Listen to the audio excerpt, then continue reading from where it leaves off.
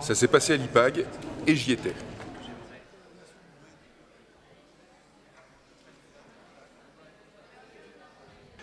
D'abord, je voudrais remercier l'IPAG de m'avoir invité parce que je trouve que le concept est magnifique. Qu'un vieux puisse parler aux jeunes, c'est toujours sympathique. Alors, la vie peut-elle être ou est-elle un art martial? Oui. Voilà.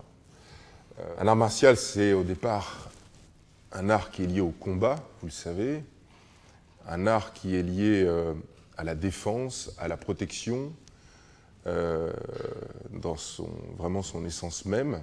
Tous les arts du combat, en fait les vrais, ceux qui restent, ont été beaucoup plus développés pour se défendre que pour attaquer. Voilà. C'est avant tout, à travers l'apprentissage, à travers la pratique, à travers quelquefois même le combat, la rivalité, c'est surtout apprendre énormément de valeurs. Et des valeurs qui vont s'inscrire sur votre disque dur pour toute votre vie, tout simplement. Et en fait, si on veut faire un gros raccourci de cette histoire, c'est tout simplement celui qui arrive à toucher un peu la vérité dans un art martial, c'est d'apprendre tout simplement à se connaître. Voilà. Mon art martial, ma première vie, parce que je considère en avoir eu 3, j'ai eu une vie d'athlète, j'ai eu une vie où pendant 9 ans, il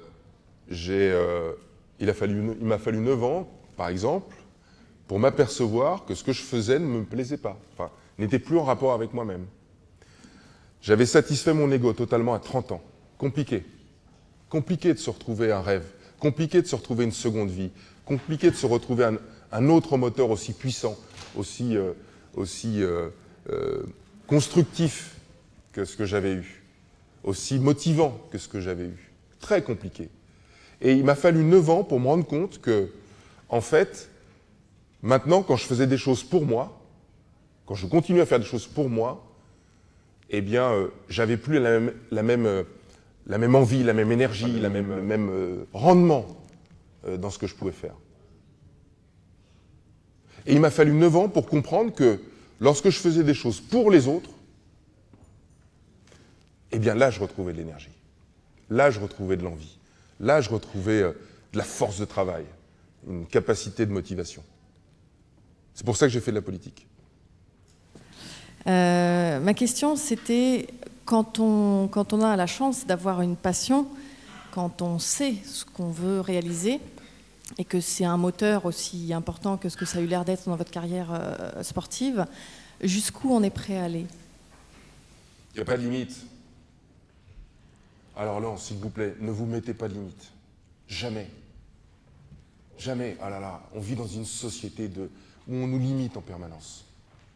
Alors oui, ok, on a besoin de règles, on a besoin d'être raisonnable, bien sûr, évidemment, pour nous protéger. Mais on est dans une société, ou en tout cas dans des sociétés qui nous protègent de trop. C'est mon avis. Voilà. On est dans une société où, mais par souci de bien faire, hein, nos parents nous disent dès le plus jeune âge, attention, monte pas sur ce muret parce que tu vas tomber. Attention, ne touche pas au four parce que tu vas te brûler. Attention, il faut s'assurer. On est tout le temps dans ce domaine de la raison. Ça nous bloque la raison, ça bloque la créativité, ça bloque la puissance de travail, ça bloque l'ambition, ça bloque l'envie, ça bloque l'imagination, ça bloque tout. Si j'avais dû être raisonnable, je ne serais jamais devenu champion olympique. Les valeurs, ma connaissance personnelle de ma pomme, elle est sans commune mesure avec la valeur de ces médailles d'or, qui en fait sont tout simplement au fond d'un tiroir. Hein. Et j'y pense plus du tout. Si vous me posez la question où elles sont, je ne sais pas. Ma femme sait où elles sont. Je ne pourrais même pas vous le dire où elles sont. Ça n'a ça n'a pas d'intérêt. Ce qui est ma vraie richesse aujourd'hui, c'est tout ce qui m'a permis d'accéder à ces médailles. Toutes les valeurs qui m'ont permis d'accéder à ça.